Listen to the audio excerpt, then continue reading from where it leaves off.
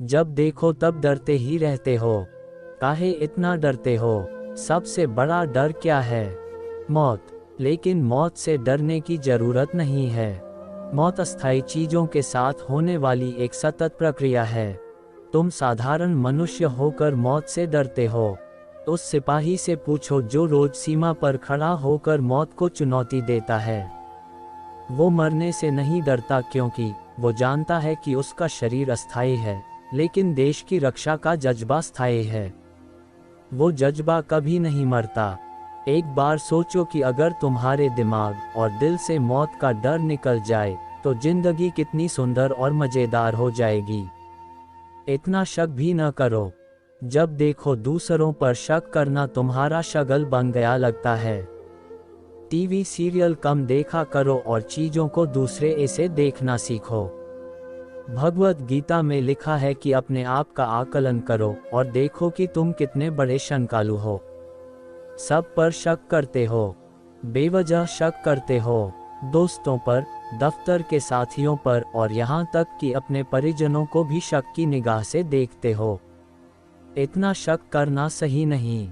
ये विवाद और परेशानी का सबब है। जरूरी नहीं कि सारी दुनिया तुम्हारा बुरा करने पर तुली है। भगवान कृष्ण कहते हैं कि एक शंकालु व्यक्ति को इस दुनिया और दूसरी किसी दुनिया में शांति नहीं मिलती।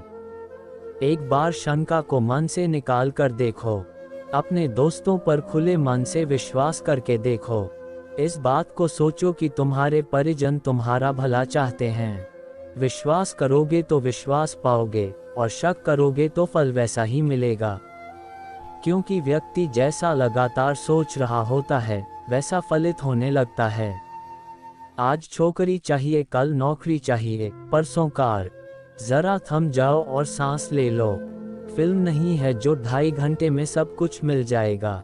भगवत गीता में लिखा है कि सब कुछ एक साथ सोच लोगे तो फलित होने में लगने वाला समय तुम्हें बहुत परेशान कर देगा। हर चीज का समय होता है। हर समय दिमाग में कुछ न कुछ पाने की इच्छा रखना और इच्छाओं की लंबी चौड़ी लिस्ट बना लेना सही नहीं।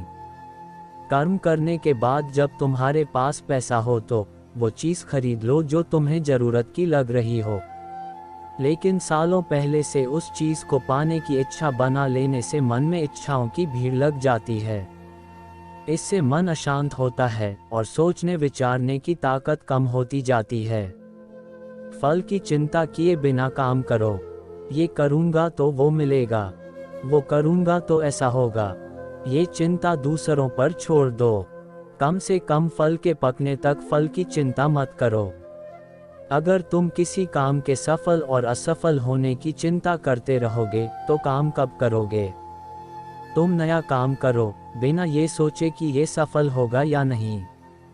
हम अपनी जिंदगी में कई बेमिसाल काम केवल इसलिए छोड़ देते हैं क्योंकि हमारे मन में उसके सफल होने की गारंटी नहीं होती। सोचो, अगर स्टीव जॉब्स के मन में ये डर होता तो क्या वो कंप्यूटर के क्षेत्र में नए नए परीक्षण कर पाते? कभी नहीं। स्टीव ने कभी नहीं सोचा कि मैं फेल हो गया तो क्या होगा।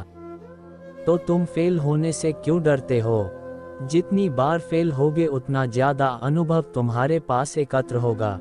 जो व्यक्ति जिंदगी में असफलता और असफलता से अप्रभावित रहता है वही कुछ नया करने का श्रेय ले पाता है। जिम्मेदारी से दूर मत भागो। ओह, इतना काम मैं नहीं कर पाऊंगा, इतनी जिम्मेदारी मैं कैसे उठा पाऊंगा। ये सोचना ही काम से दूर भागने की तरह है। काम से दूर मत भागो, जितना हो सके उतना तो करो ही। इस भौतिक संसार में हर व्यक्ति को अपनी जिम्मेदारी उठानी है। आज कोई तुम्हारा काम कर देगा, कल भी कर देगा, लेकिन तीसरे दिन तो तुम्हें खुद ही करना होगा। 2 दिन जिसने तुम्हारा काम किया उसका फल उसे ही मिलेगा, तुम्हें नहीं। भगवान कृष्ण कहते हैं कि कर्म अपने ही हाथ से फलित होते हैं, इसलिए कर्म करो।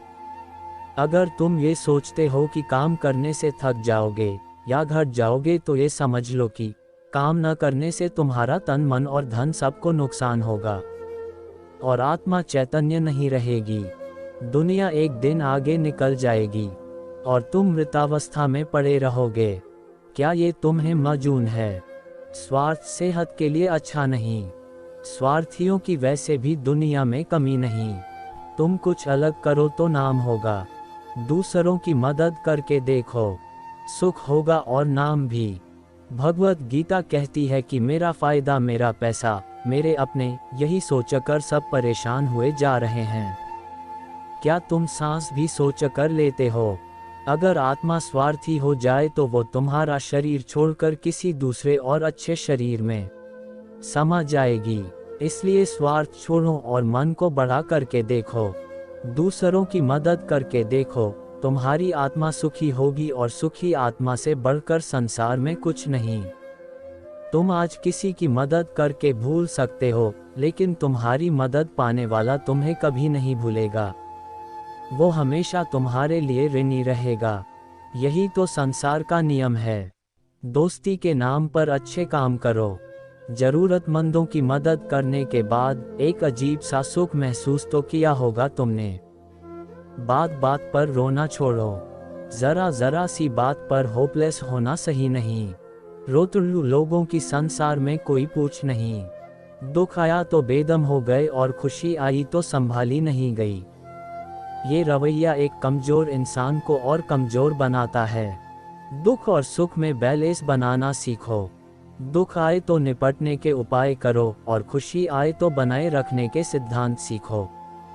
जो व्यक्ति सुख और दुख को समान रूप से लेता है, वो इन दोनों के साथ न्याय करता है। तुमने देखा होगा, सामने से आती गाड़ी देखकर कुछ लोग हाथ पैर छोड़ देते हैं। वो बचने के उपाय खोजने की बजाय गाड़ी के सामने खड़े रहते हैं। उन्हें बचाने के लिए भगवान नहीं आएगा। भगवान ने दिमाग दिया है जिसे इस्तेमाल करके खुद बचना होगा। इसलिए हर परिस्थिति में धैर्य रखो। इतना गुस्सा न करो, जस्ट चिल। आप हर बात पर गुस्सा करते हो। आपका तर्क है कि दूसरों की गलती पर गुस्सा करते हो, लेकिन गुस्सा अपने आप में एक गलती है। आप रोज रोज वही गलती दोहरा रहे हो। भगवान कृष्ण कहते हैं कि क्रोध से व्यक्ति की तर्क करने की क्षमता खत्म हो जाती है। वो अच्छे बुरे की पहचान खो बैठता है। अगर आपके साथ भी ऐसा कुछ हो रहा है तो ये गुस्सा ही असली वजह है। अगर कहीं मनमुटाव है तो शांत मन से सोचो, हर समस्या का हल निकलेगा। किसी की गलती पर एकाएक बोरा उठने की बजाय कुछ पल शांत रहो और सोचो कि तुम उसकी जगह होते तो क्या करते। दरअसल क्रोध आपको असफलता और विनाश के मुहाने पर खड़ा कर देता है और ऐसी परिस्थितियां बनाता है कि आप खुद ही छलांग लगा लो। छोटे कदम से बड़ी सफलता नहीं मिलती। जिस तरह शॉर्टकट घातक होते हैं, उसी तरह छोटे और गलत रास्ते हमेशा असफलता की गली में मुड़ जाते हैं। दूरी लंबी सही, लेकिन रास्ता सही होना चाहिए। अगर तुम जल्दी सफलता पाना चाहते हो तो ध्यान रखो कि वो सफलता स्थायी नहीं होगी।